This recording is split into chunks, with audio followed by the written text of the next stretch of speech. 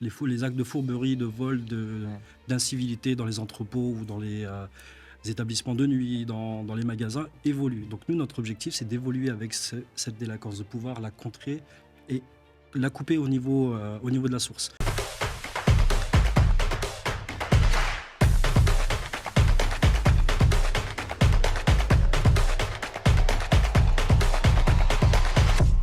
Parlons business et parlons sécurité. Aujourd'hui, c'est un marché qui se développe, qui est très important.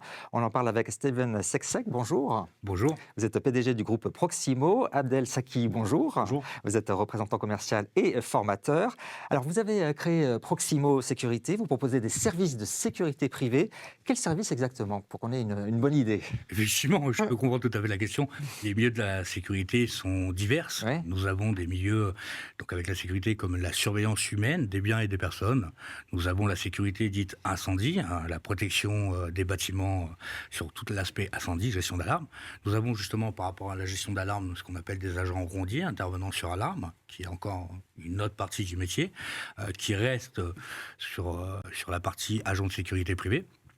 Et ensuite, vous avez des pôles formation, notamment par l'intermédiaire de Abdel, avec qui il se fera un plaisir de vous raconter toutes On va en les parler. formations Dans les secteurs que vous avez présentés sur la sécurité, est-ce qu'il y en a qui sont plus faciles, d'autres plus délicats ou d'autres que vous préférez Ah oui, préféré, évidemment. Il y a toujours comme tout agent, il y a toujours des périodes qui sont plus sympathiques que d'autres, notamment tout ce qui va être festival sur Mayotte, avec certains de nos collaborateurs. Parce que vous êtes basé à Mayotte, hein, on précise. Exactement, le siège social est basé sur Mayotte, l'établissement secondaire, lui, est en métropole, sur Romagna exactement.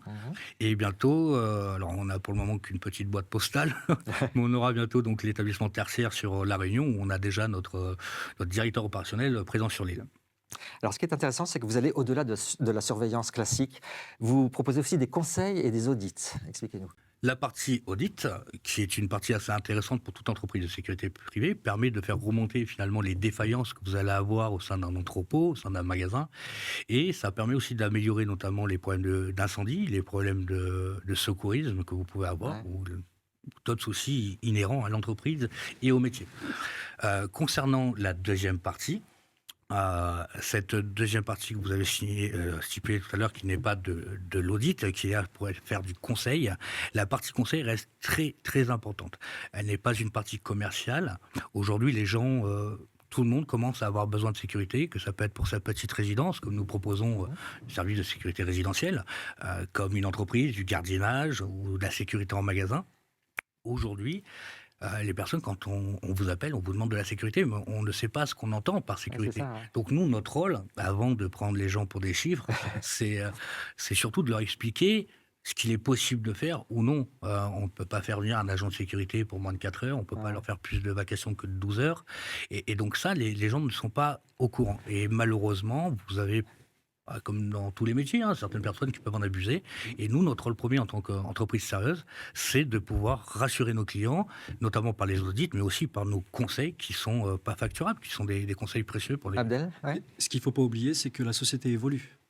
Et quand on dit que la société évolue, c'est que la délinquance évolue également. Les actes de fourberie, de vol, d'incivilité dans les entrepôts ou dans les établissements de nuit, dans les magasins, évoluent. Donc nous, notre objectif, c'est d'évoluer avec cette délinquance, de pouvoir la contrer et la couper au niveau de la source. Donc là, on a des collaborateurs avec qui on travaille pour des sociétés de gardiennage vidéosurveillance, avec intelligence artificielle. Donc nous, notre but, c'est... Avec l'intelligence artificielle. Intelligence artificielle. Par exemple. Par exemple, vous avez des caméras qui sont réglées uniquement sur une apparence humaine, sur une forme humaine, et ça va vous éviter des alarmes intempestives. Parce qu'il faut savoir que chaque société de sécurité facture à la société cliente l'intervention sur alarme. Maintenant, avec nos collaborateurs que nous avons sur Mayotte, sur La Réunion et en métropole, on a la possibilité d'avoir des caméras à intelligence artificielle qui vont détecter uniquement les formes humaines. On va éviter tout déclenchement intempestif lié à des chiens Des chiens errants. qui se promènent. Sur Mayotte, c'est une grosse problématique. Ah ouais. Par exemple, on a énormément de chiens errants. Et vous avez énormément de déclenchements intempestifs d'alarme liés à ça. Et malheureusement, le client perd. Nous, notre objectif, c'est de garder notre client, non pas de lui soutirer, on va dire, l'argent de la poche. C'est de garder une fidélité, une loyauté envers notre client et évoluer avec la société qui est cliente pour nous. Alors, un mot de l'histoire de votre société. Elle a été créée avec un ami. L'un est ancien policier, l'autre est ancien gendarme. Alors, ancien militaire. Ancien militaire. Mais ça reste le même corps et la même maison. Oui, hein. absolument. Justement, il n'y a aucun problème pour ça. Allons pas nous fâcher avec nos amis gendarmes, surtout pas. Effectivement, l'entreprise a été créée par deux amis, Aldric Jamet, qui est donc le directeur général, qui est un ancien CRS, qui a œuvré pendant des années en métropole, qui est parti ensuite c'était pour un petit contrat à la base sur Mayotte et qui finalement s'y est plu énormément. Oui. Et moi, je n'ai pas suivi le même chemin. Hein. Je suis rentré directement dans l'armée, hein, donc plusieurs années d'armée, notamment à Colmar, dans les troupes de marine, ou alors des déplacements fréquents comme en Israël pour avoir cette partie science du comportement, ce qui est très important dans notre métier, notamment pour résoudre les problèmes de gestion de conflits aggravés. Et effectivement, cette société s'est créée en se disant... Qu'est-ce que cela donnerait de mélanger les forces de sécurité privées et publiques? Et c'est vrai que finalement, on s'en amuse à l'heure d'aujourd'hui parce qu'on est capable de comprendre autant le besoin des agents de terrain, autant que les clients. Et c'est vrai que les deux ont des besoins. Comme je dis souvent, on s'entend et on fait le travail du fond, mais on a un peu de mal avec la forme. Et c'est tout notre métier de pouvoir jumeler ça et de travailler en toute cohérence avec les besoins clients et les besoins de terrain. Et c'est ce qui nous a donné envie, moi et Aldric, de foncer. Et alors, pour aller plus loin, justement, vous êtes responsable de la formation. C'est très important, j'imagine, de Très bien important. former C'est ça. tous les professionnels. Comment vous faites? Déjà, de par l'expérience, on va dire, de terrain, entre guillemets, faire relever les problématiques réelles et factuelles que l'on peut trouver sur chaque type de contrat. Vous n'allez pas former un agent de sécurité de la même sorte, un simple agent de sécurité, on va dire, en établissement commercial tel que les ERP, les établissements recevant du public, centres commerciaux, etc. Vous ne pouvez pas former un agent de ce domaine-là comme un agent d'établissement de nuit. Ouais, c'est différent. Il y a un profilage, il y a une façon de se tenir, il y a une façon de faire. On a une législation, il y a une loi, un cadre légal, bien évidemment, d'intervention dans chaque domaine, on va dire. Donc, en fait, la formation, on va dire, c'est la base, la fondation même du métier de la sécurité. Si vous avez un agent de sécurité qui sort de formation au bout de 5 à 6 semaines avec une défaillance, automatiquement, vous allez avoir une défaillance sur le terrain. Pourquoi? Parce que l'agent de sécurité sort de formation à son titre d'agent de sécurité, il se retrouve sur le terrain seul. Il y a une grosse problématique. Là aussi, l'avantage, on va dire, de travailler avec nous, Proximo Sécurité, et de ce qu'on a fait avec pas mal de, quasiment tous nos collaborateurs, c'est que quand nous avons un contrat avec notre client, on a un accompagnement de terrain. On a un formateur ou un responsable qui, pendant le premier mois, va analyser le terrain, la demande clientèle avec l'agent ou les agents même qui sont sur le terrain, de façon à vraiment corriger et en dire minutieusement les petites problématiques que l'agent de terrain va devoir rencontrer réellement. Voilà. Et dans la formation, vous proposez aussi le secourisme. Hein. Alors le secourisme important, également, Ouais. parce qu'il ne faut pas oublier que dans les établissements qui reçoivent pas mal de public, l'agent de sécurité ou le SIAP sont les primo-intervenants. Donc forcément, il doit y avoir une formation poussée dans le secourisme et secourisme tactique. Nous, on vit actuellement dans une société assez sensible, donc il doit être prêt à tout. Pour terminer, d'un mot, vos projets, vous voulez faire évoluer la sécurité privée. Il y a le modèle espagnol qui vous inspire, pourquoi? Alors, pour en revenir à ce qu'on disait, effectivement, on a quelque chose qui est très important chez Proximo Sécurité et même chez Groupe Proximo. C'est ce que disait tout à l'heure mon collaborateur Abdel. On a ce besoin de former en continu nos agents. Comme il le disait tout à l'heure, un agent de sécurité a besoin d'être formé en continu parce que les lois changent tous les jours. Et effectivement, pour en revenir à ce modèle espagnol, le modèle espagnol est quand même l'un des modèles qui marche le mieux aujourd'hui en Europe dans la sécurité privée, de par plusieurs exemples.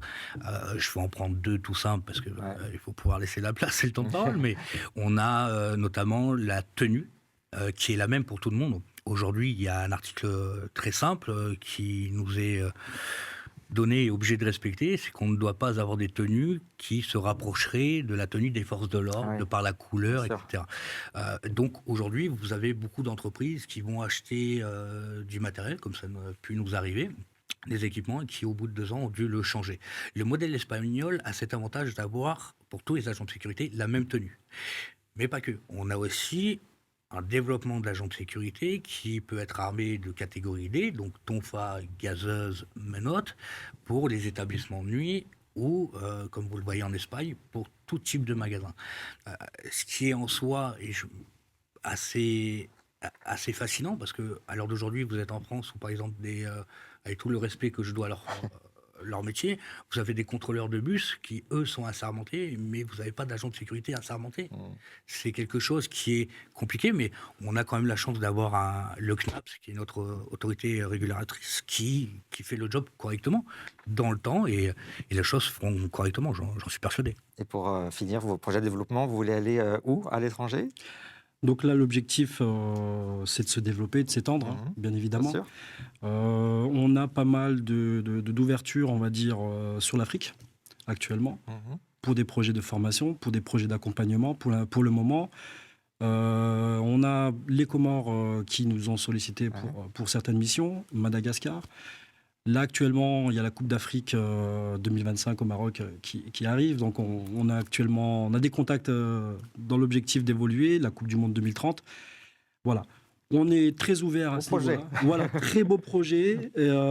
Très difficile, on va dire, de rentrer dans un milieu qui est déjà full, on va dire. Il ne faut pas se leurrer.